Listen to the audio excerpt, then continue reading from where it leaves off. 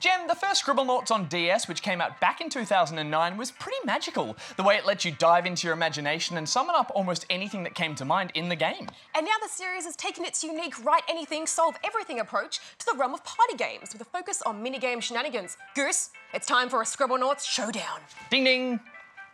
I'm using my brain. I'm not.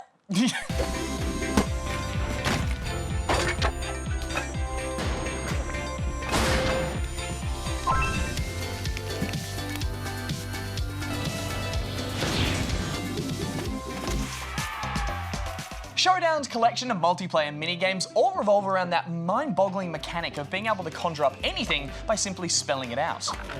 However, the catch in Showdown is the addition of game show-like categories and wheel spins that narrow your word options. And this adds a level of competition we've not really seen before in the series. Yeah, these random round modifiers are really what makes Showdown work, and they set up some of the best moments in the game. Like when you flew on an escalator. It said begin with E!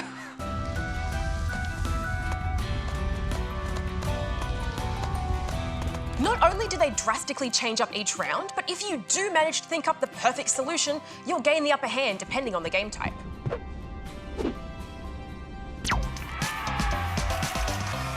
Oh, it's always so tense trying to think up something that starts with a certain letter or fits a specific category. Especially as you can see what your opponent's chosen and a timer kicks off if they beat you to the punch.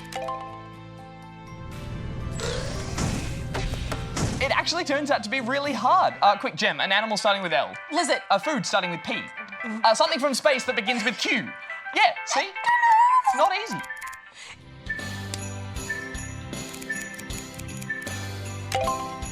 In total, there are 3 game modes to choose from. First off, Versus. Here you can select how many rounds to play, whether they're word or speed-based games, and if you want to battle another human player or the AI.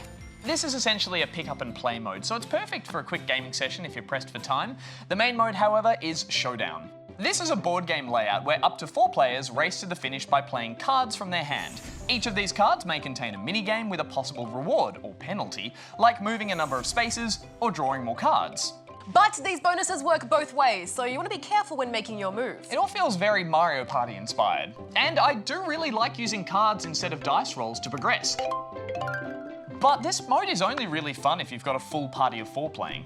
Any less, and you just wind up sending each other backwards constantly and the game just drags on way too long. But I'm curious to know, Gem, what did you actually think of the minigames themselves? It's a bit of a mixed bag, isn't it? Some, like racing to a finish line, made sense and were fun every time, but some of the more obscure ones, like the Moon Rover or eating contests, felt less creative. I do like that they included some waggle-based speed games to give the old noggin a rest too. My biggest issue is that every game only allows for 2 players at a time. It would have been really cool if all 4 players could get in and have some fun, especially since a lot of the minigames would have benefited from having more players. Yeah, totally. I couldn't agree more. I mean, what kind of party is just 2 people? I mean, this, but it's not a party. Do you have any dip? Fortunately, the final mode, Sandbox, makes up for it a bit by giving you a number of stages to mess about in. And, along with creating chaos, you can also complete objectives by helping out characters to earn starites and unlock more stages and costumes.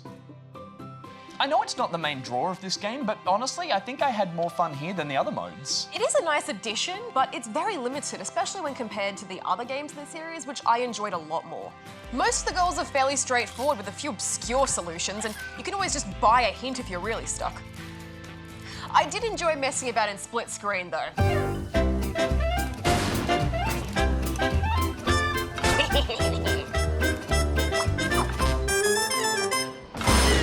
Final thoughts, Goose? Scribblenauts Showdown is a game that feels like it has unlimited potential, thanks still to that uncanny ability to conjure up almost anything. And a party game's ideal for that. The novelty does tend to fade a little bit, but I still had a lot of fun here. I'm giving it 3 out of 5 rubber chickens. I think if you've played a lot of Scribblenauts before like I have, Showdown just doesn't bring enough new features to make it a must-play.